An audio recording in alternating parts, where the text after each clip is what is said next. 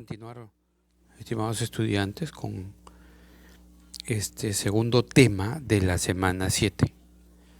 Ya habíamos comenzado a hacer una descripción acerca de la implementación del currículum a nivel de las aulas de los estudiantes. Y es necesario conocer que el aterrizaje de estos documentos, que son básicos, claves en el perfil o en la obtención del perfil de egreso de nuestros estudiantes de la Escuela de Medicina, son relatados y se encuentran en nuestro plan curricular o currículum. ¿De acuerdo? Pero dentro de los elementos de gestión encontramos un término que es el microcurrículum. Y esto se refiere a la manera como llevamos, trasladamos o traducimos este currículum macro a uno que pueda ser digerido y obtenido por los estudiantes. Estamos hablando de los sílabos. El microcurrículum no es otra cosa que el sílabos. ¿Y qué es el sílabos? Es un documento programativo, es un documento oficial, es el que pone las reglas de juego del curso que se va a llevar. Y a partir de ahí es que empieza la gestión, la implementación de este plan curricular y se comienza a obtener el perfil de egreso que los estudiantes requieren. Un sílabus es un documento que debe de tener toda la información del curso. En la parte primera se encuentra la parte informativa. Luego viene la justificación y por qué se dicta el curso, en qué área se encuentra. Ahí también podemos incluir la sumilla, las competencias. Y en el caso que hubieran objetivos también se hace esto. Luego viene la parte de programación en donde se establece el número de semanas, los contenidos, el ordenamiento, la programación de todo lo que se va a desarrollar en el número de semanas establecidos por la universidad. Luego vienen las estrategias, tanto de enseñanza como de aprendizaje. Es cómo voy a llevar estos contenidos a nuestros alumnos. Luego los recursos. ¿Qué es un recurso? ¿Con qué lo voy a enseñar? Con equipos, con laboratorios, en campo clínico, etc. La organización me dice encontramos luego en un sílabus que está programado por semanas. En esta semana, ¿qué es lo que voy a hacer? Cuándo viene el examen, cuándo me toca el seminario, cuándo nos tocan los talleres. Luego también se establece la evaluación, los mecanismos de evaluación y las estrategias de evaluación. Aquí un poco lo que ya les mencionábamos en la base, este triángulo o pirámide contiene el fundamento teórico, lo que el plan curricular tiene, lo que el currículum tiene.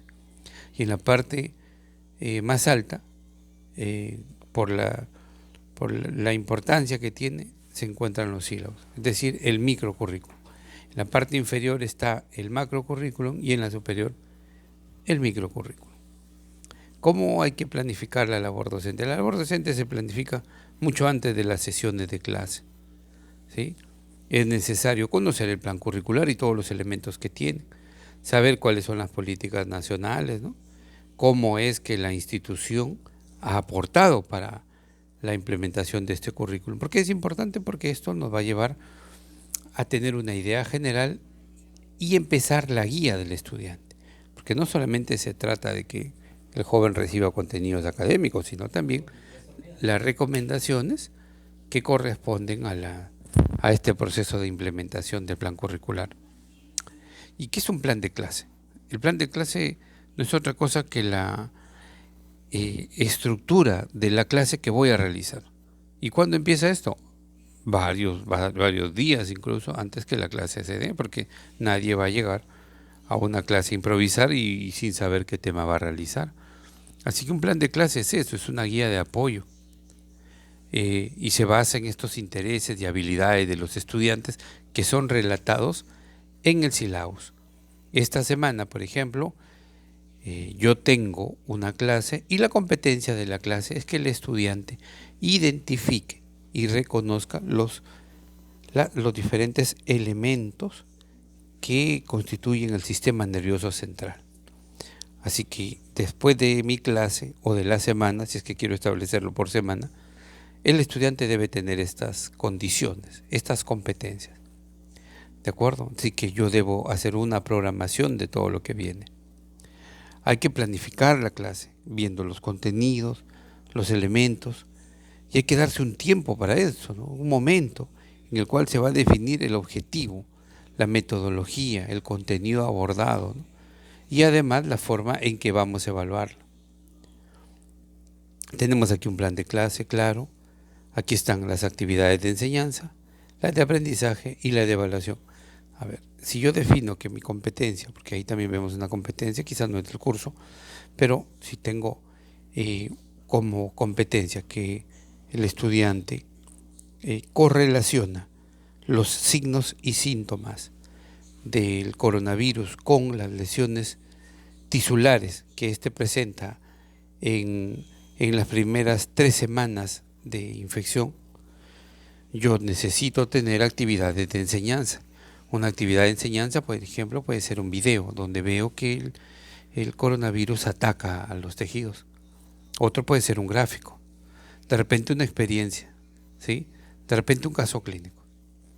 Luego, ¿qué actividades de aprendizaje voy a realizar? ¿A qué se refiere con actividades de aprendizaje?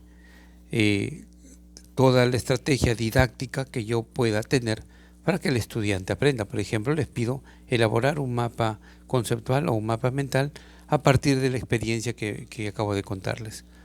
O a partir de la lectura de casos clínicos o de artículos científicos, ellos elaboren un mapa mental o un cuadro de doble entrada o de repente un gráfico donde pueda reunirse todo esto.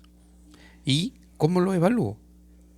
Si es que yo quiero determinar la correlación, entonces, ¿cómo evaluarlo? Pedirle un cuadro comparativo, o de repente una línea en el tiempo, primer día, segundo, tercero, quinto, ¿de acuerdo? O quizá un cuadro de doble entrada. Así que formas como evaluar hay muchas, pero tengo que preguntarme cada vez que quiero establecer una evaluación, ¿es en realidad eso lo que yo busco? Y veo y regreso a mi competencia. ¿De acuerdo? Entonces, la planificación de clase lo que busca es establecer previo a la clase cuáles son los resultados del aprendizaje. Lo que les mencionaba, revisar siempre la competencia. Un resultado de aprendizaje es eso, es la obtención de la competencia a partir de elementos que yo pueda demostrar con el estudiante, ¿sí? Los contenidos tienen que estar de acuerdo al resultado esperado. Es decir, la evaluación, la determinación de la competencia tiene que estar de acuerdo a lo que yo establecí al inicio. Y también esto va alineado con la metodología. Una de las cosas importantes es que la competencia o el objetivo que yo escoja tiene que tener algunas características. Uno de ellos es que sea observable y medible. Si yo establezco una competencia, tengo que saber cómo la compruebo. Luego hay que generar dirección y orientación para el proceso de enseñanza y aprendizaje. Aquí el docente es clave, porque él da la orientación, la guía, para que el estudiante no divague, no pueda irse por otro lado, ¿sí? Como el tema es este, hay que centrarlo. Si bien es cierto, ayudan opiniones, pero el docente tiene ese rol de facilitador. Para construirlo se requiere considerar los recursos disponibles. Así es, si contamos nosotros con elementos como talleres, como laboratorios de simulación, hay que utilizarlos, ¿de acuerdo? Algunas recomendaciones para la clase virtual. La clase virtual es ahora toda una novedad. Hay que prepararlas también. Sin embargo, aquí va el otro extremo. Hay que dedicarle un tiempo específico a la preparación, pero este tiempo tampoco puede englobar la dedicación exclusiva, porque una característica de las sesiones virtuales es que nos mantienen conectados e hiperconectados con todo el mundo. Otra de las cosas que hay que tener en cuenta es que hay que calcularle el tiempo, porque de lo contrario empezamos con cuadros de rechazo hacia las actividades que estamos realizando, y como docentes hay que tenerlo muy en cuenta, ¿no? El síndrome de burnout que nos termina quemando, que nos termina alejando de las actividades. Hay que también identificar las actividades muy específicas para que no se convierta en rutina esto. Hay que planificar las acciones que vamos a realizar, ¿no? Y finalmente los recursos que yo puedo utilizar, que pueden ser muy diversos. Por ejemplo, aquí hay un cuadrito donde resumimos todo lo que se ha mencionado y la manera como es que vamos a preparar o vamos a planificar una clase. Y esto es un círculo, porque nuevamente la siguiente clase o al finalizar mi clase, yo siempre voy a verificar si es que lo que hicimos es correcto y adecuado. Y aquí también mencionamos cómo la evaluación es una estrategia muy eficaz para que el estudiante pueda obtener su competencia. Muchas gracias.